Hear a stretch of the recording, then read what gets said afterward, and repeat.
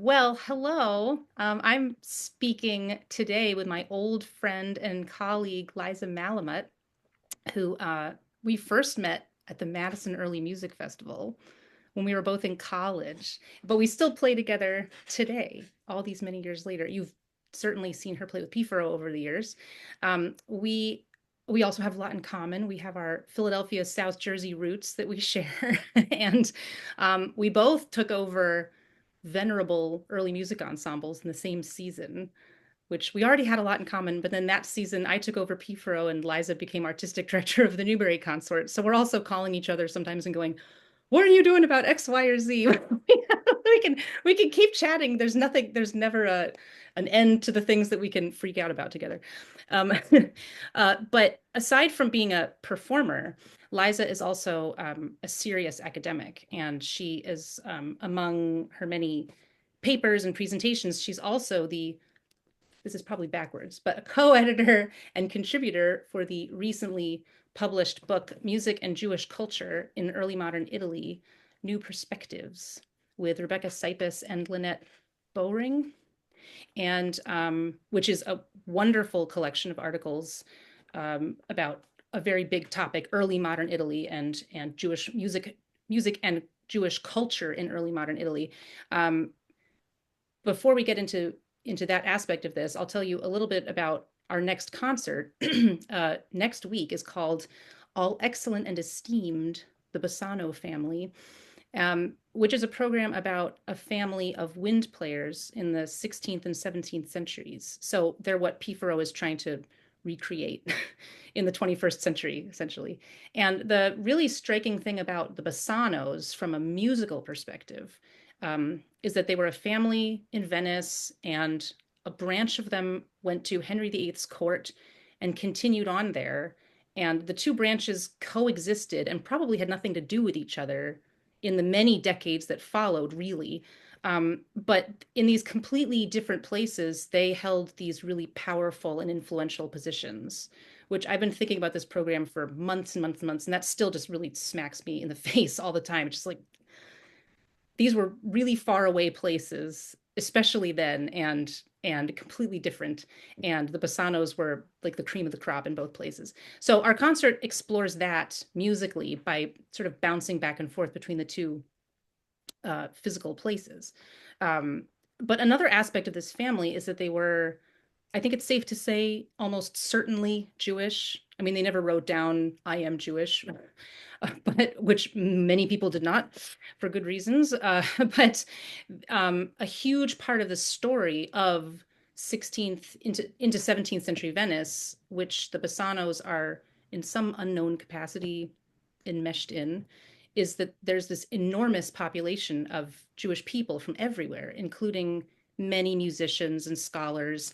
And this is why I'm so happy that you were free to talk to me today, because this is something you know a lot about and can give a bit of perspective into this aspect of the program, which is, the Bassanos. It's a part of the picture of the family. But you know far more about this than I do, and it's nice to be able to talk to you a little bit about it today.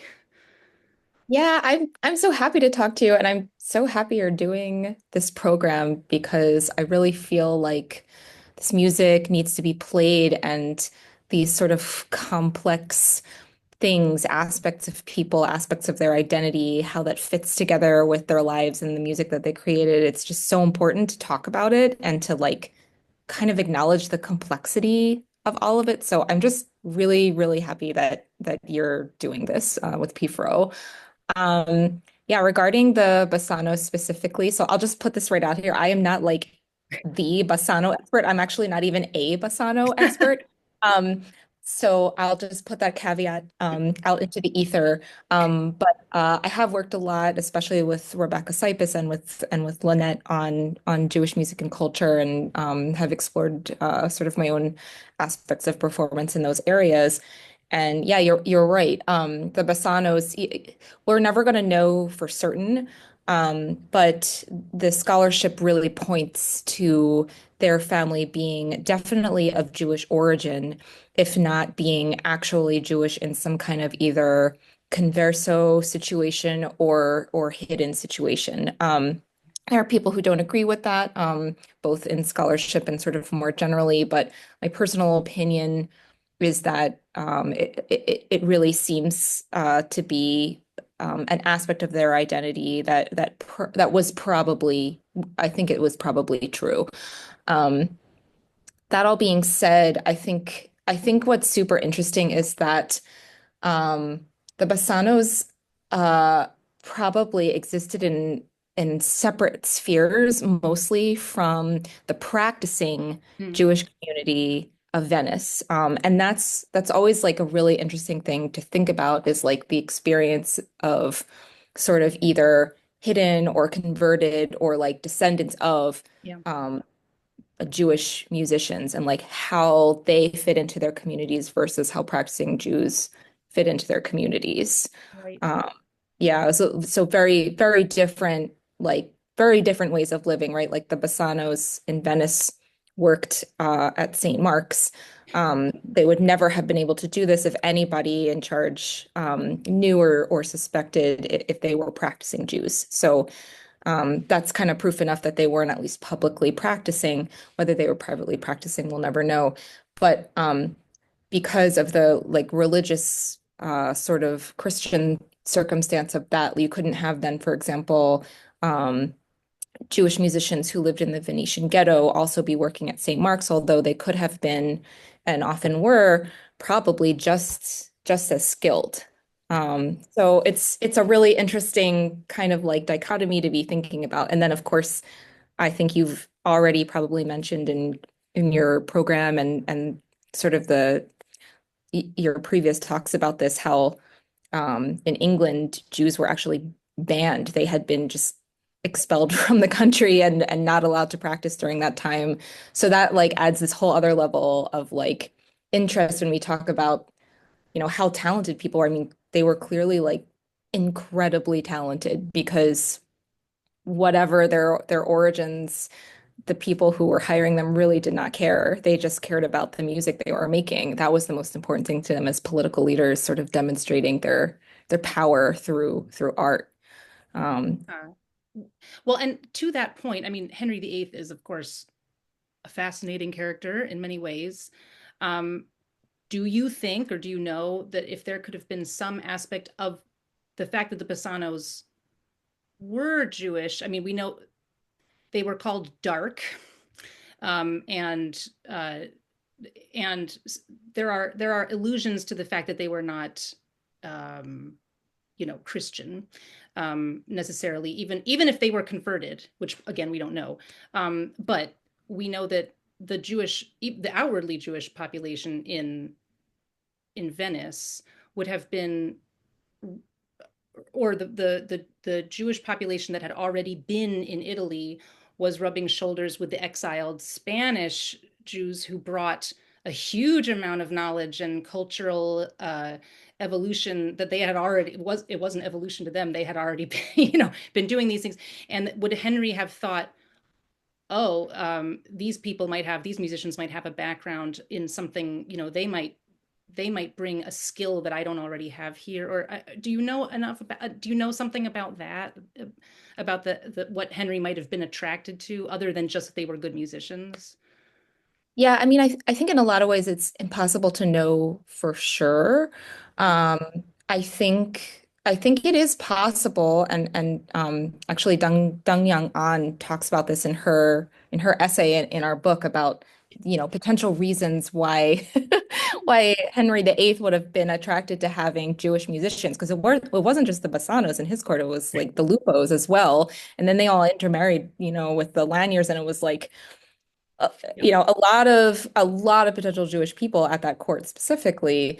And yeah, I do think that in addition to them simply being talented, at that time, as Dee says in her book, like there were all these conflicts between um Henry and the church, and he was kind of like trying to get away from Catholicism, and the musicians are like the closest people to the king, like they're in his literal chamber.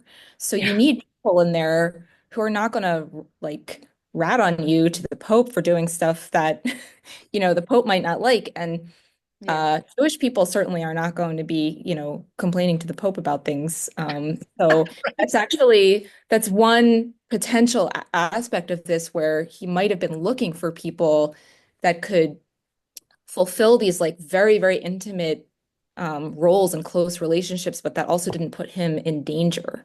So that could have been a huge aspect of it.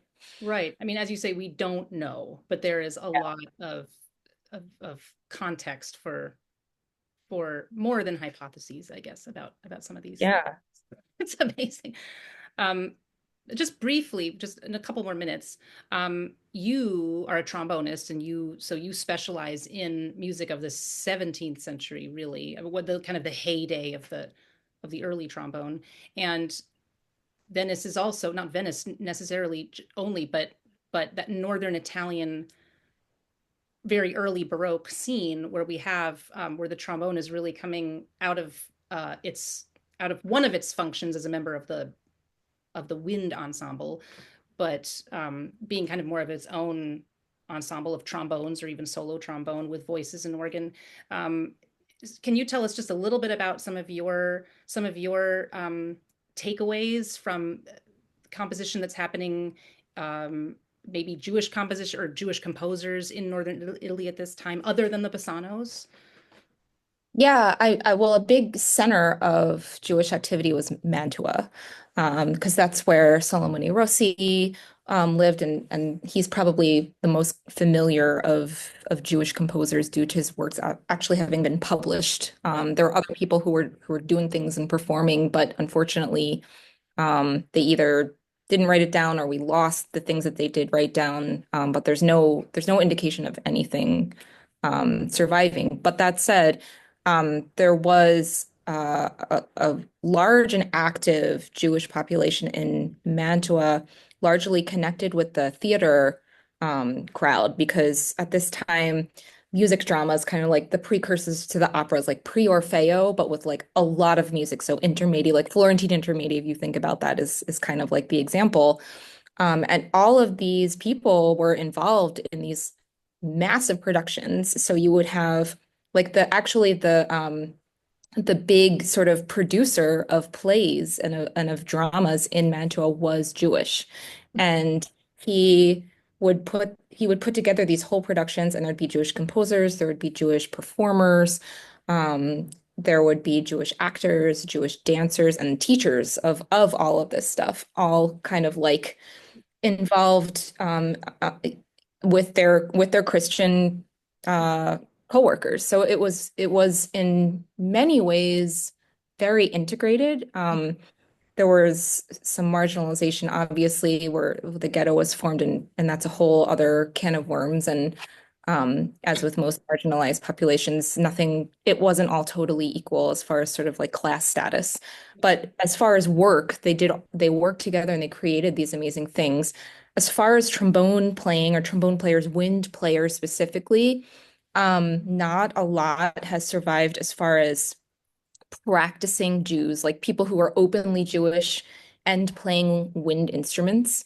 It doesn't mean they weren't doing it. And in fact, they probably were because, as you know, like performance practice from these time periods, like oftentimes wind instruments were used in these big productions with voices, in mixed consorts. So I think it's likely that they were playing, but we don't know their names. The only actual names that we know of people who probably were Jewish and who played winds, were in fact the Bassanos. So it kind of brings us like Yeah. full circle back to Venice. So I would love though, like I really feel like, and it's really funny because Ross Duffin actually contacted me about this after the book was published, and we were talking. There must be more Yeah. wind players who were practicing, and I would love for somebody to like follow that rabbit hole. I think it would be so cool to find out more. Yes, yes. Anyone here who wants to on a dissertation,